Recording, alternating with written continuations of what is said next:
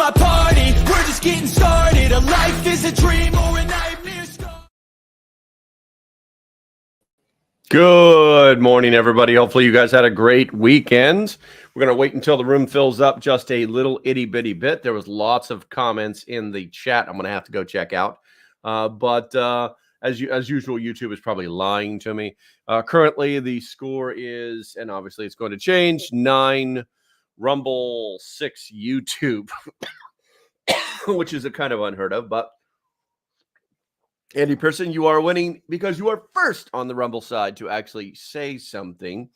Let's see. We're going to go ahead and check out the YouTube side. Let's take Rose first. JB the 25th. Number 2, Bradley Collins. You are deterred. I love it when people know their place in the world. It's hilarious. Let's see. Okay. To clarify my vote, I guess we're talking about the poll already. So the poll is which self-reliant strategy would you most likely adopt in an urban setting? And 54% are saying growing vegetables in containers. 23% say collecting and storing rainwater. 15% say using hydroponic/aquaponic systems. And 8% say raising small animals like rabbits. Do me a favor, if you have not put your get your 2 cents into the poll, do me a favor, drop that in there so we can talk about it later. And then Bradley is to clarify my vote. I would have to collect the rainwater in order to help maintain my system, and containers are what I would grow in. So I'm kind of saying 3 of the 4 answers. It's so hard just to pick one, isn't it? That's the funny thing about surveys. All right. Cindy Hoffman saying hi to us. Good morning, Debbie. Good to see you. We got Tuck in the house. I would attempt all 4. I live in a condo complex. If you had to stay here, we'd have to try everything. Catitude, good morning. Light Raider, good morning. John Heald, I don't recognize you, bro. Welcome to the channel. Make sure you hit that subscribe button. Let's see here. John Preston, recognize you, brosif.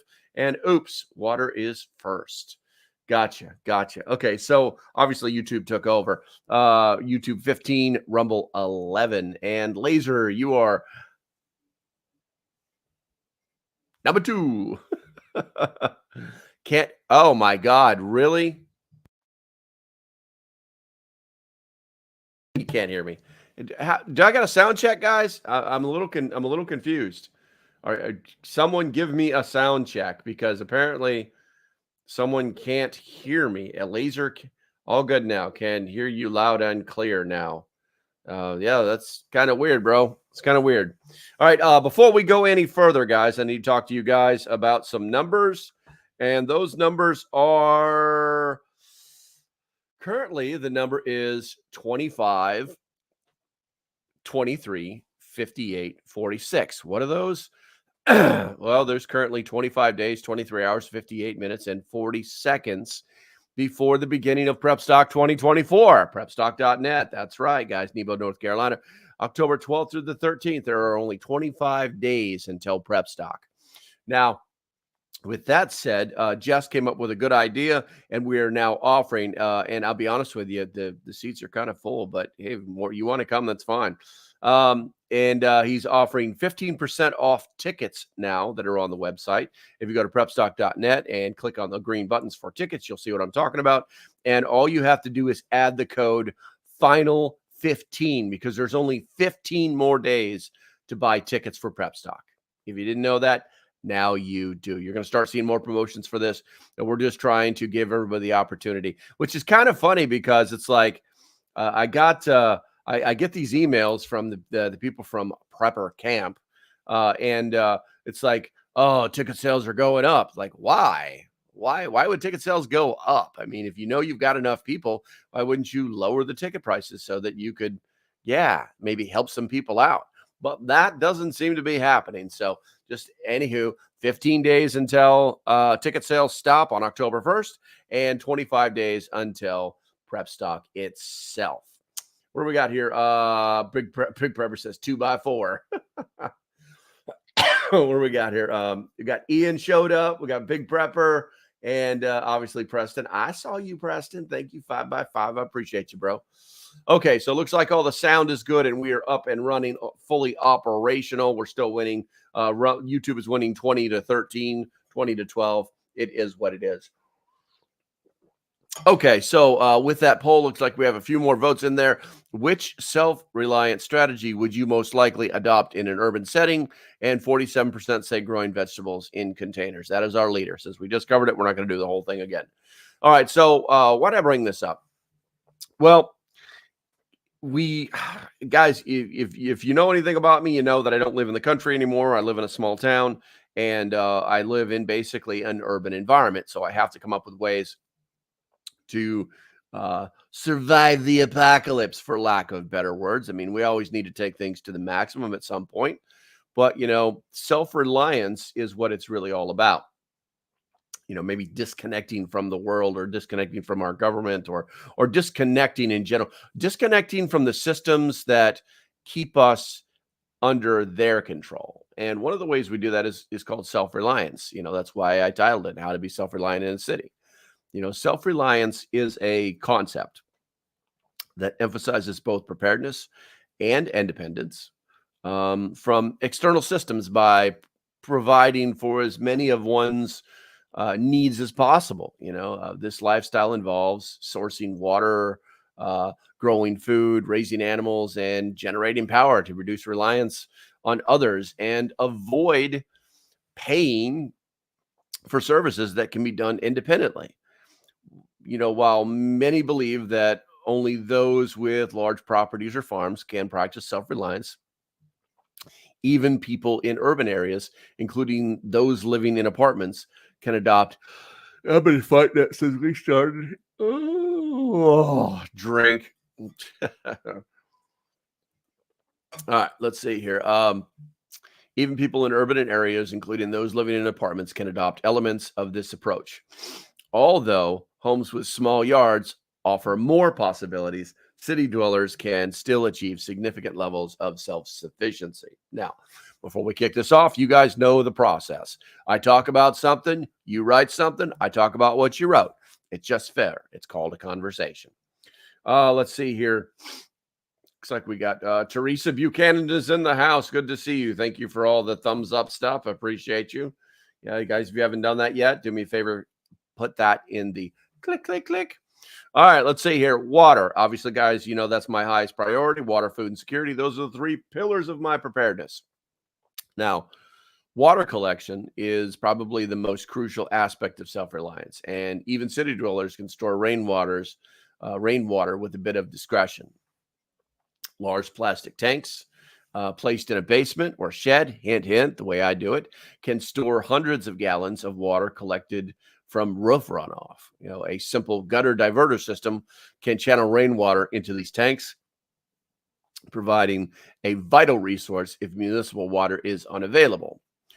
Even a modest home with a 50 by 50 roof can collect around 500 gallons of water from a single inch of rain.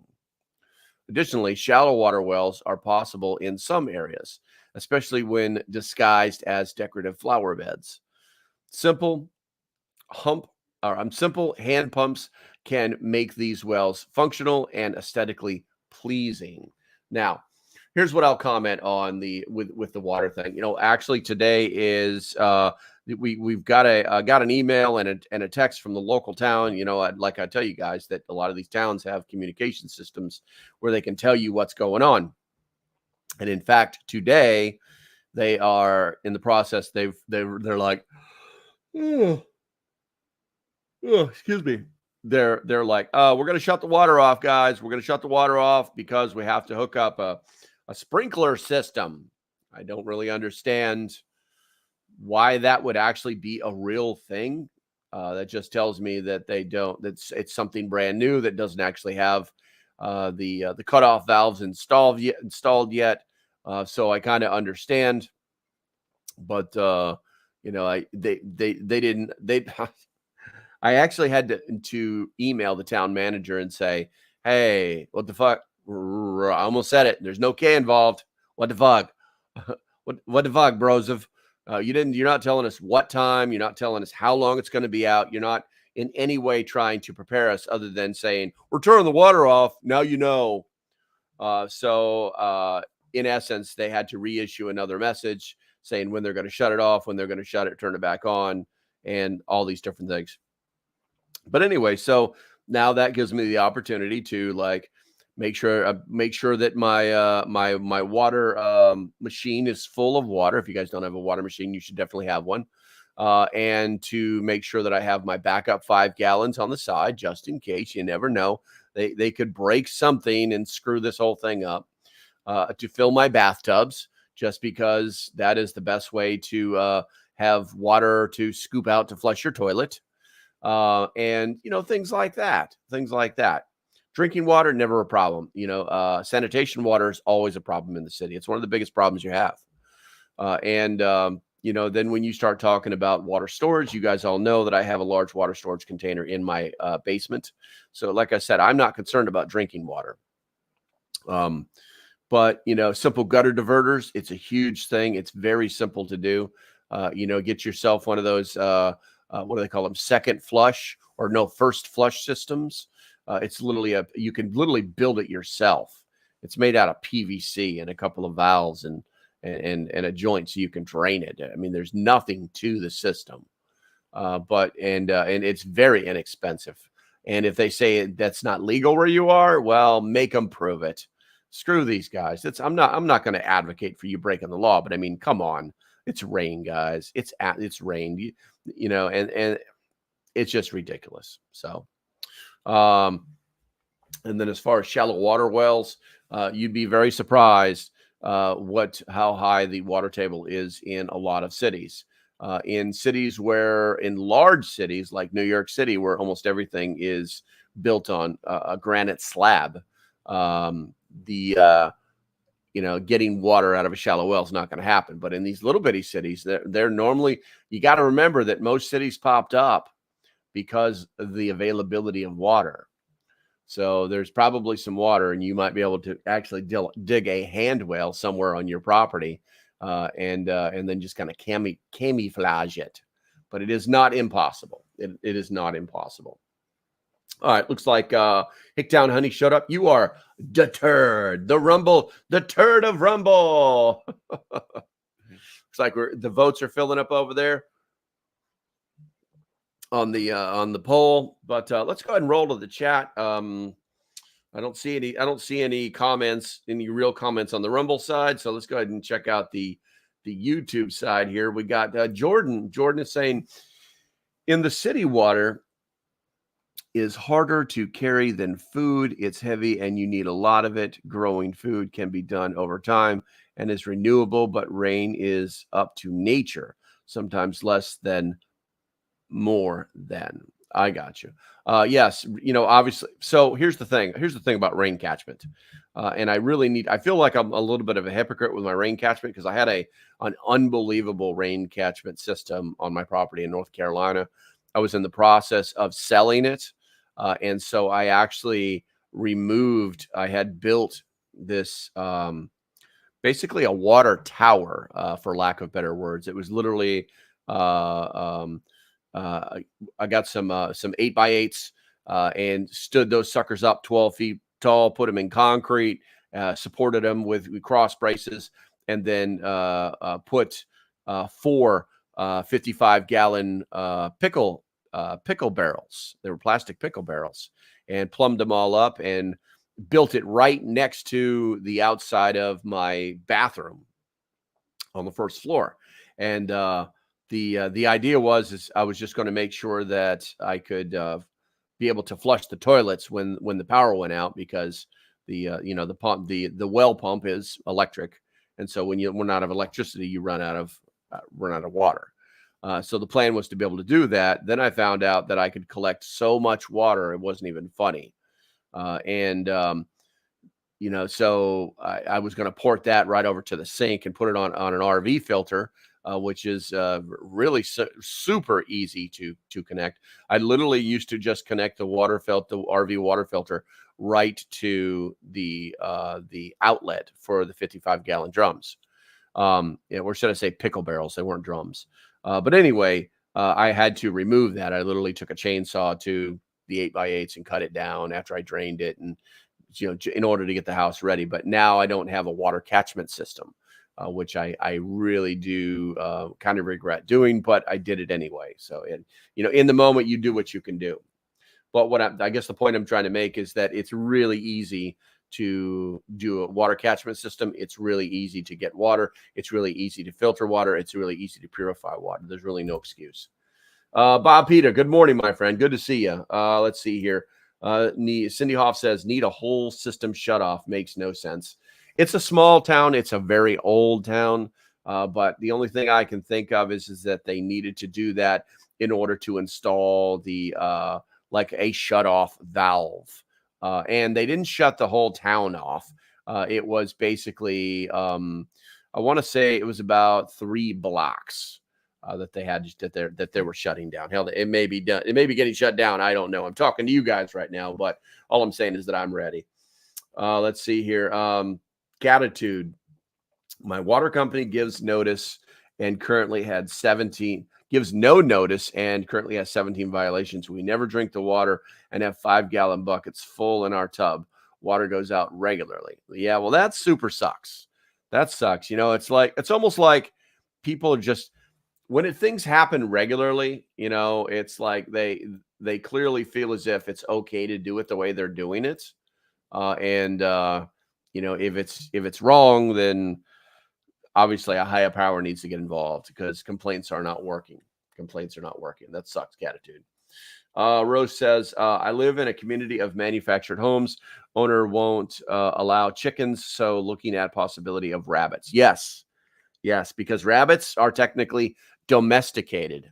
And, it's the neat thing about rabbits, and we're going to talk about protein next, but the neat thing about rabbits is that they actually can live in very cold, very austere environments without even any help from humans. But the fact that we can makes their lifeline or their life or their living time more longevity.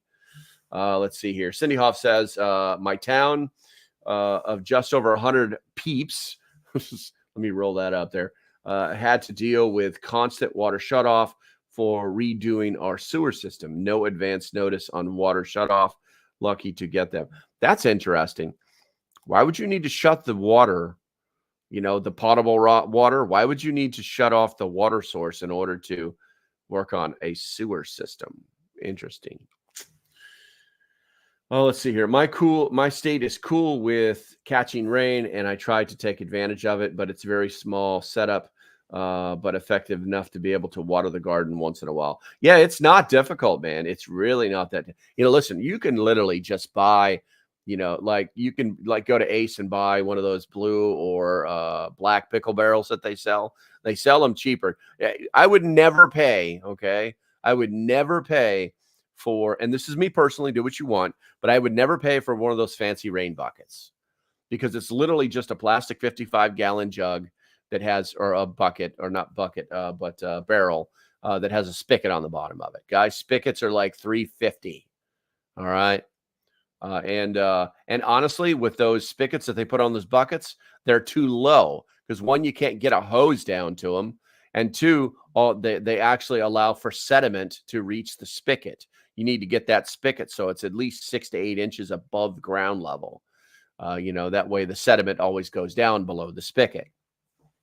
But yeah, I would, and they ask way too much money. They ask like $150, $200 for these fancy barrels.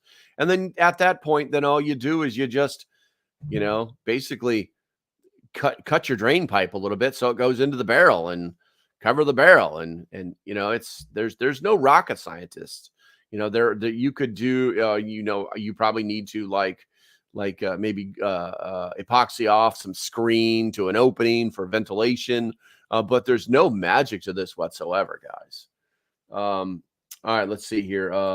Oops says, I know someone who lives where the government claims you can't collect water or use water from the environment, but buried drums in the ground from gutters to hide them from prying eyes. That's a plan. Just getting the water out. Now you need a pump. Let's see here. Let's see. Recently saw toilet made in Denmark where the sink was at the back of the toilet, so flushing with gray water. Yes, I have seen that myself, Rose. Those are actually kind of prevalent in Japan, believe it or not. Let's see here. LP, did you remember to make the chat text larger? The chat text. Okay, I didn't know I was supposed to do something, Jordan. The chat text larger. Where is it supposed to be? Normally, the problem that I have with chat text is reading the text on the phone, the chat text on the phone, which I can't do. I got to send YouTube an email and see if they'll bend their whole company to my will. Let's see here, Jordan. Can you elaborate on the water catch needed to be black or blue or clear for outdoor? Mine is covered in a shed, but that's the deal with outdoor water catch need to be darker. Yes. Your outdoor catchment should, I recommend the black barrels because the light does not go through them. If you have water catchment that is outside, you should not allow, your catchment device should not allow for sunlight to reach the water. The reason is because when it does, it's going to allow the water to form algae. And that's no bueno. That's no bueno. Let's see what we got here. I'm going to turn that off. Last time you changed the chat text larger so you could read it better. I'm having no problems today. Like I said, normally it's on my phone where it's a problem. But yes, I can actually pop chat. I can actually pop a chat out and while I'm here on the computer and make it bigger. Let's see here. You can find cheap solar pumps for fountains and you can buy cheap pumps like really easy. I'm not saying it's bad that the barrels were buried. All I was saying is now you need a pump. So it's not a big deal. When I built my system, mine was gravity. That thing was 12 feet in the air. Let's see here. Light allows green algae. There you go. Oops. Exactly. All right. So let's check the poll real quick. We've got 20 votes.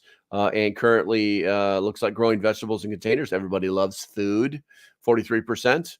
Where we got here? Raising small animals like rabbits and collecting and storing rainwater are both at 24%, and using hydroponics / aquaponics systems is at 10%. I'll be honest with you guys. Most people don't do hydroponics or aquaponics because they think it's a great idea. They think it's a concept that they could actually apply, but they also think that it's too hard to do, which is kind of foolish because it's really, really not hard to do. And it could be a space issue too, but it is what it is. Let's see. I've seen some impressive stock tank pole barn setups on YouTube. The pole barn shades the tank and catches the water. Yes, very true. All right, let's see here. Oh, there's some comments. There's some comments in the rumbles here. JB says, and good morning, JB. JB says, outside my kitchen window, I can see a big old water collection system in a yard. Unfortunately, it ain't my yard. The story of our lives. The things we could do with a little bit of money. Let's see here. Paradigm shift. Good morning. Cities and urban areas are totally non-viable unless you have bunkers of some sort. Okay. I've done hydroponics and done well too, but you are reliant on power, lots of power. Gotcha. Cindy says, aquaponics, fish under using rainwater, plant on top. Solar pump circulates the water and fish stuffs. Yes. It's a great idea. It's a great something to do instead of fertilizing or using soil at all. So I'm sure there's some science behind it, some rotational stuff that you have to do, but it does work. Okay, so I'm going to go ahead and get back to the content. We had talked about bunnies for a minute, but in essence, we're basically talking about protein. So, believe it or not, one accessible protein source for urban residents is rabbits. Rabbits can be kept in small cages, even in apartments, or trained to use a litter box. However, this approach makes them more of a pet, complicating their use as livestock. A breeding pair of rabbits can produce litters of 5 to 8 offspring regularly, with each litter arriving approximately every 6 weeks. With good stock, the number can even reach 12 to 14 per litter. Because they can start reproducing, at 4 months and breed for up to 5 years, rabbits offer a suitable source of meat. Keeping a few does keeping a few does and a buck requires little space, and the offspring can either be consumed or sold as pets or reptile food. Grass and weeds suffice as a food source. Through commercial pellets, improve growth. Inbreeding for a couple of generations is manageable, ensuring continuous meat production even for those with limited space. Now, goats, particularly small breeds, provide another viable resource for urban homesteaders. Miniature goats, which are about the size of a large dog, can produce up to half a gallon of milk a day, while fully sized goats yield about a gallon. These animals also reproduce efficiently, usually having twins annually. Although males may emit a stronger odor during the rutting season, the smell is generally more manageable compared to large farm animals. In addition to milk, goats provide meat that is comparable to venison. Feeding them corn for a month before slaughter can reduce the gaminess of their meat. They can also be house trained and kept in a backyard, even a small one, as long as they have hay or grass. So, what are your comments on protein? We're talking rabbits and goats right now. Let's see here. What are we at here? Oh, paramedic, well, level of city. You're okay. Okay. Let's see here. Tuck says aquaponics is by far the most difficult and most prone to failure. Where are we at here? We got Stray Kitten in the house. Rose says, when was working in Texas, noticed lack of gutters, so water ran everywhere. There was a big loss for a chance at water catchment, was told not allowed. That's interesting. That's interesting. I don't know. That sounds really kind of off-putting, to be honest with you. Oops is saying, just went through 5 months of drought and had to haul water for all animals and garden. Big farm, lots of animals and acres of fruit and vegetables. Gutters and ponds saved us.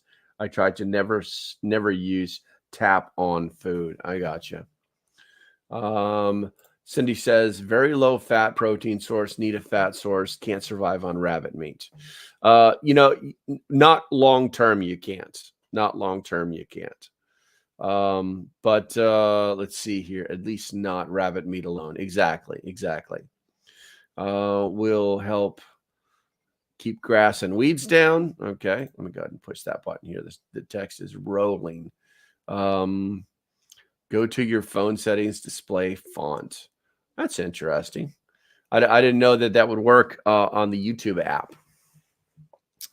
Jordan says, goats aren't my favorite meat, but they are my favorite lawn mower.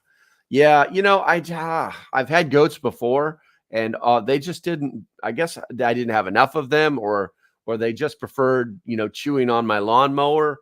I'm not exactly sure, but I would think that if you had goats, you could probably have a handful of them and just rotate them like you do like horses and cattle into different areas to mow the lawn.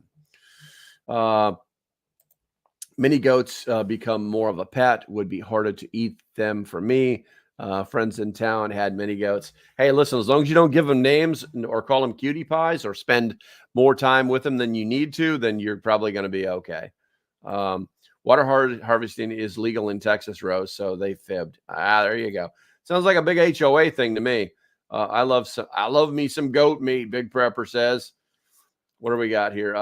Tuck says, I like goat meat. I'd give them a tray. Many places in my state allow goats, but not pigs. I keep that in mind. Interesting. Let's see here. Rose Strawler. What about those rain chains? That's interesting. That's interesting. I hadn't thought of that. You guys didn't know what a rain chain is? Basically, instead of putting gutters up, you're literally just giving the water someplace to go instead of just running off your house. The general idea is that the chain hanging from your roof might actually, it's going to divert water down the length of the chain because you're basically giving the water something to grab onto, for lack of better words, and then a path to follow. So that's interesting. Preston said you can almost tend guinea pigs like rabbits. Just a thought. Yeah, it's true. It's true. I mean, you're literally just, it's still, at any point, it's still animal husbandry. That's really what it is. But you know, the reality is that it's protein. It's that easy. It's protein. Find your fats someplace else. Let's see. Let's go ahead and check the chat. I'm sorry. What about, I will be sprouting trays of wheat for wheatgrass for feed livestock this winter. Wow, that's pretty smart, Paradigm Shift. I'm going to say that again. Let's see here. Goats are browsers, not grazers. My goats prefer the trail weed and grasses. I got you. And but Paradigm Shift says I will be sprouting trays of wheat for wheatgrass to feed the livestock this winter. That's pretty interesting. Going to the chat, we've got 43% growing vegetables in containers as our top answer, 22% raising small animals like rabbits, as well as collecting and storing rainwater, and 13% using hydroponic/aquaponic system. I guess people are coming in and changing their answers, and that is A-okay because that's what these polls are for. Kind of like not really an edification, but more just finding opinion. Let's see here. Cindy says they all had names. Could milk them though. Yeah, milking animals tend to stay alive a lot longer, you know. So it is what it is. And you know, if you name them things like teriyaki, you know, lunch, then it's probably a little bit easier to do things. Okay, so let's see here. We are now halfway through. So let's go ahead. Who are we going to promote today? Let's see who we're going to pay the bills with today out of our prep stock. Who are we going to pay our bills with? Let's see here. I'll tell you what. Let's do Grail, guys. I want you to do Grail. And the reason is because we're one of the things that we're talking about today is water. And if you don't have the ability to actually purify your water system with fire, then you need something that is going to be usable every time you need to use it, that you're not going to have to play with. And it's just a simple way to do it. Now, the Grail that I have is the exact one. And they've actually provided one for us to give away at Prep Stock. Is that one right that you're seeing right there? They've also provided us with the steel nesting cup, which is great for heating water or even purifying water, boiling that water, you know, things like that. Guys, make sure that I put the Holy Grail in water filtration. I think at some point they said that, but then they kind of moved away from it because it just makes sense that way. But go to grail.com, check out their products. They are expensive. But I tell you what, this is one of those things where it's like one is none, two is one, but it's got to work out of the box. No questions asked every time. So Grail is like the Glock of water filtration / purification. And I think that we need to remember that. So although there are other systems out there that do cost less, this, in my opinion, is the best. And it took me a long time to get to this position, fighting through different companies to try and see who was the best for, cost effectiveness. But you just can't put a price on it. I was watching There was it's like Naked and Afraid, but it's called Last One Standing. And they pit these guys against each other. They're butt naked, surviving in the woods, and they got to be in teams and all this other stuff, right? But literally, the day before they were going to go off on their own instead of being part of teams, a man got sick because he wanted to prepare for the next day by drinking water that he was unpurified, and that basically booted him out because he couldn't perform. So his mindset was, I'd rather have the whatever sickness it is, but not be able to perform the day after, but it got him anyway. So water purification, guys, water. Grail is the best. It's that easy. So let's see. I need to push a button in, but there it is right there.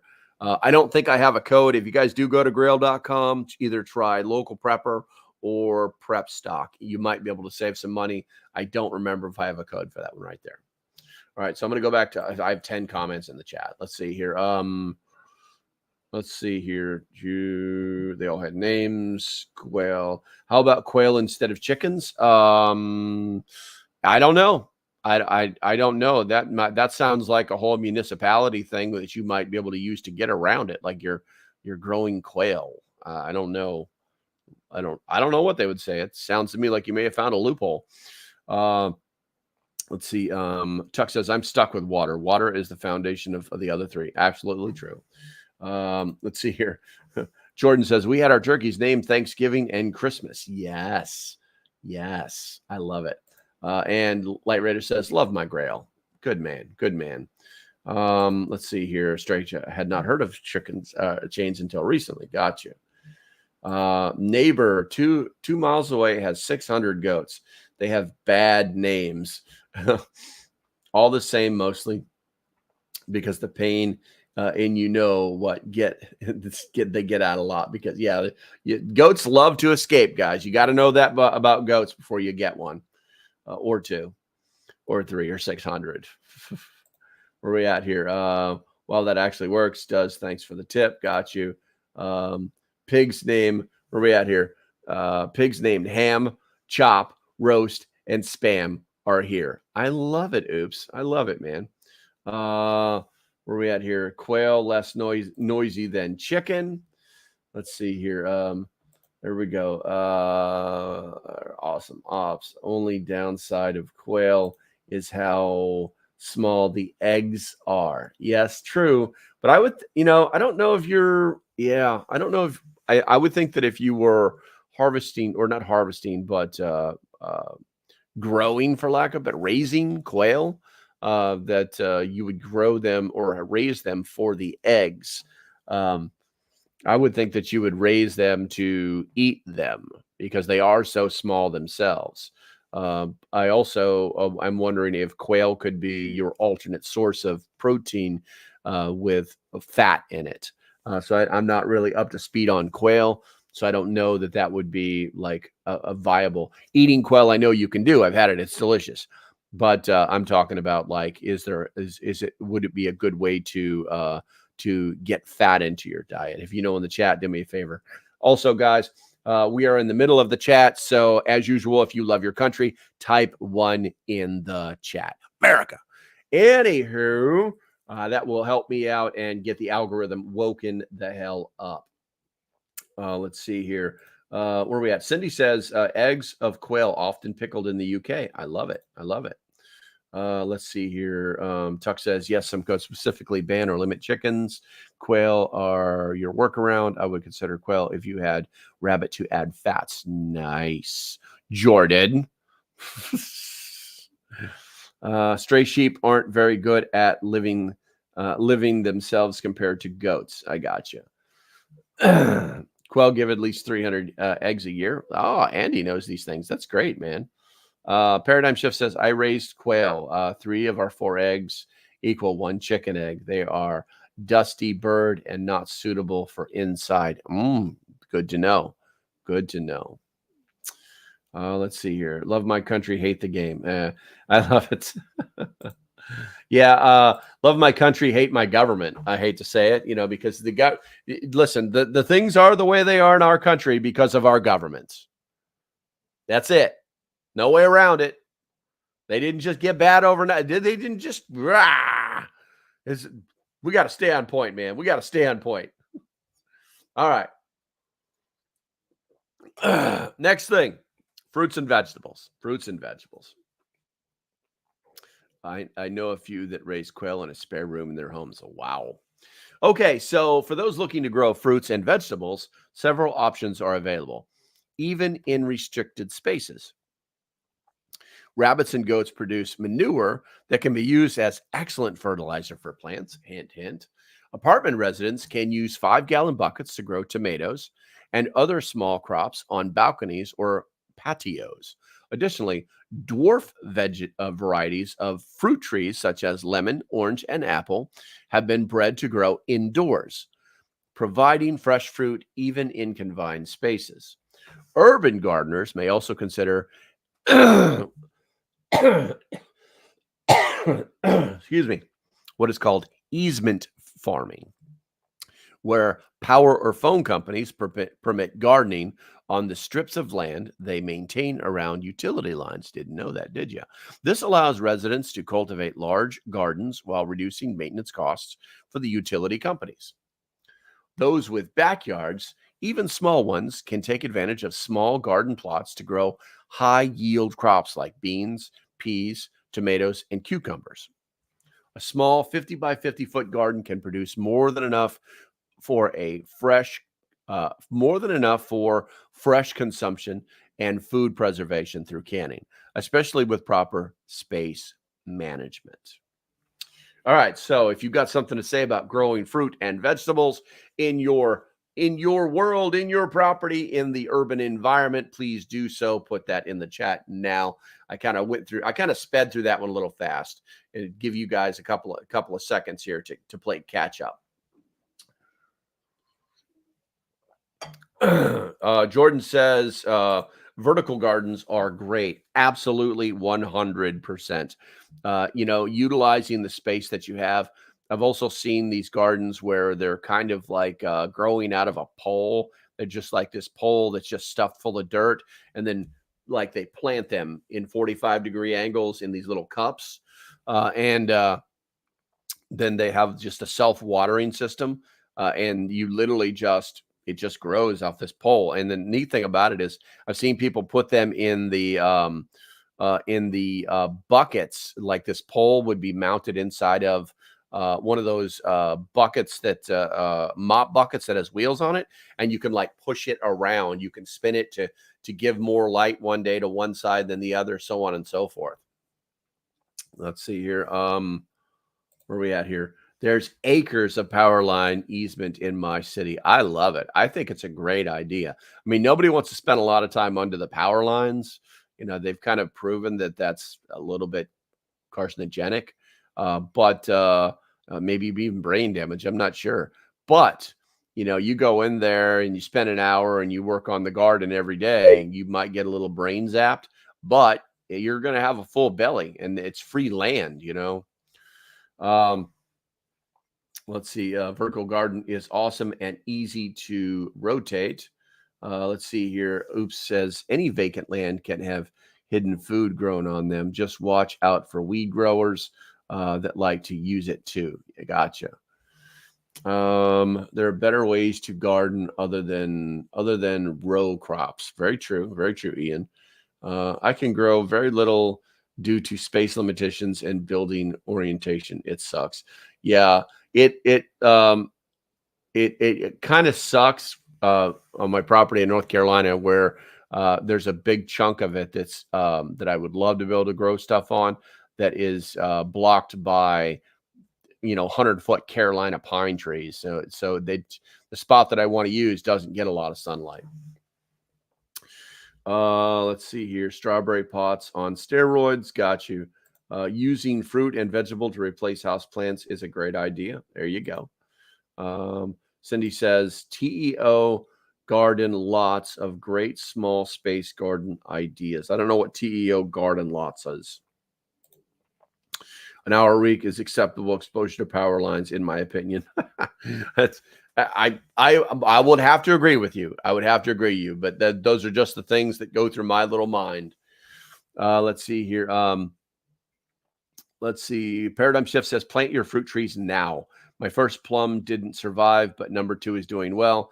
Power lines are poisoned for growth control. Something to think about.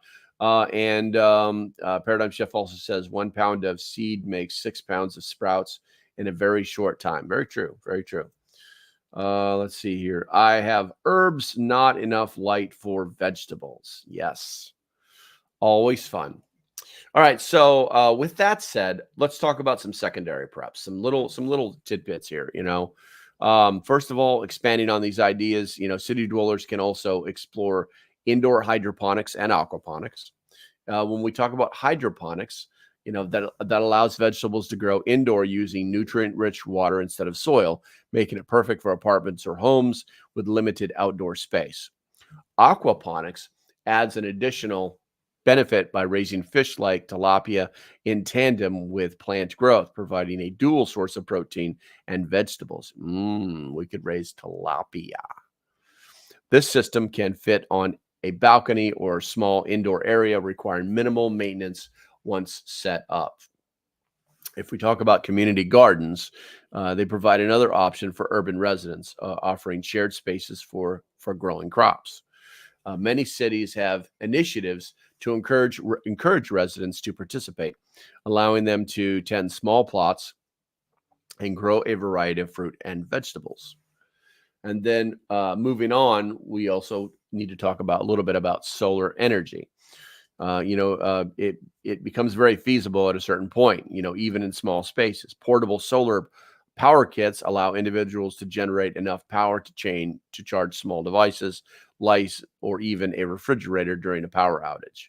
The kits are affordable, they're easy to set up, and provide valuable energy independence. Over time, residents can expand their system, further reducing their reliance on external power sources. And then what we haven't talked about is managing organic waste. Now, for managing organic waste in small spaces, there's something called vermiculture, basically the composting with worms. And it's a very practical solution. This method reduces household waste while producing nutrient-rich components for gardens, which can boost plant growth without the need for commercial fertilizers. All right, so we've got 25 votes. Currently, it's 44% growing vegetables in containers, 20% and 20% for raising small animals like rabbits and collecting storing water, and 16% for hydroponics and aquaponics systems. Also, going to the chat, looks like self-defense prepping showed up. Let's see here. We use hydroponics in the winter, growing microgreens, etc. Power runs off solar and batteries. I love it, man. Absolutely love it. Let's see here. Oops says we have miles of power lines nearby and run them for blackberry, elderberry greens, and game animals as much as possible. There you go. Don't forget about those winter berries. If people don't know what they're, or autumn olives, they're delicious. They don't spray under our power lines, partly due to the area being used by burrowing owls for nests. They schedule mowing around nesting season. Gotcha. Jordan says it's always a hard question with Jordan. Why are you so hard on me, Jordan? Why are you so tough on me? Are there particular worms needed? Can I just use night crawlers? Jordan, I have no idea. But, here's the thing. The idea behind vermiculture is that the worms eat the junk and then they make you some poop. And that's what actually fertilizes the soil naturally. So I don't really think that it matters what kind of worm that you use. So I think you can get away with night crawlers. Let's see. I would use species local to you. Yeah. Well, okay. Obviously.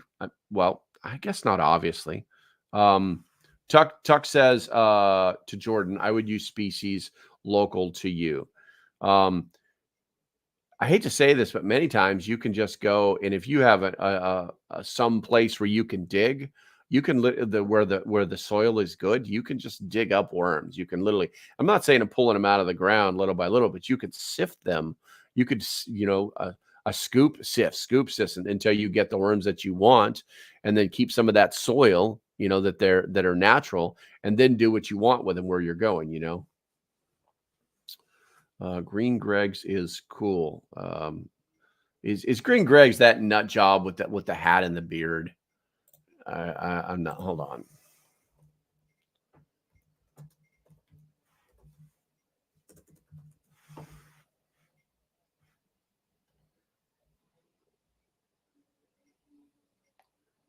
Worms email.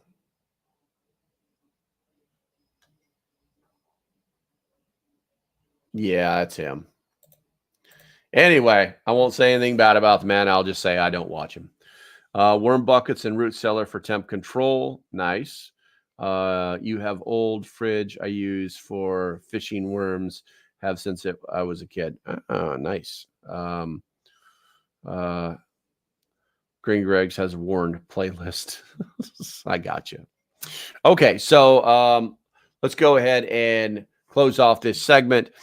So what we basically talked about, or these strategies that we've talked about demonstrate that self-reliance is not limited to those with large properties or rural homesteads.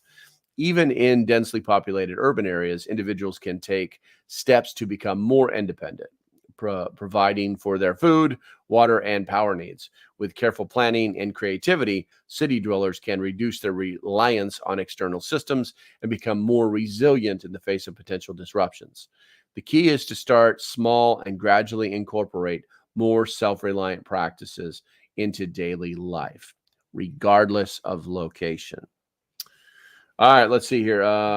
Green Greg says a worm plate. I got you. I'm in Florida. I would start a compost bin with the shovel full of soil. I believe it. I used to compost when I started this YouTube channel. We lived in this little. It's basically just a hole in the woods, but I composted everything. Everything got composted that wasn't like plastic or whatever it was, and that stuff believe it or not, got recycled. So I typoed. It's not a big deal, Stray Kitten. I got you. All right, so I think that's going to be about it for today, guys. As usual, do me a favor, hit the thumbs up on the way out the door. If you are new to the channel, hit that subscribe button. Don't forget the bell notification. And if you're interested in, one, supporting the channel, or two, having access to all of the members-only content that gets made every day, this is like all you guys get to see when you come here. You might want to take a look at that. I do recommend becoming a doomsday prepper. I don't have the link for you right now. You know what? Let me see if I can find it. Hold on a second here. Join. There it is. If you're on the YouTube, if you're on the, you know what? There's got to be a better button for this. It's such a pain in the butt. What is this? Report video, learn more, or no? You're killing me. This is where it just gets crazy dumb, and YouTube just doesn't make it, I guess, for lack of better words, easy to make things easy for you guys. Where are we at here? YouTube Studio. I got to go through all this stuff, all this crazy stuff, just to try and get you guys something that is easy to get. Is easy. And they don't make it easy for people who are trying. I've actually had people trying to join the YouTube membership and can't figure it out because on the phone it's such a pain in the butt. All right, so we're going to click that and put that there, and we're going to click that, and we're going to click, and then we're going to put that there. Also, if you're a Patreon, remember that the Patreon is going to be in November, so you need to come over onto the YouTube side if you want to maintain your access to all of the Patreon type stuff, because it's all getting transferred over. All right, guys, I think that's going to be about it for now. Stay safe, have a great day, and I shall see you when I see you. The link is in the chat. You guys have a great day. We'll talk to you tomorrow. Bye-bye.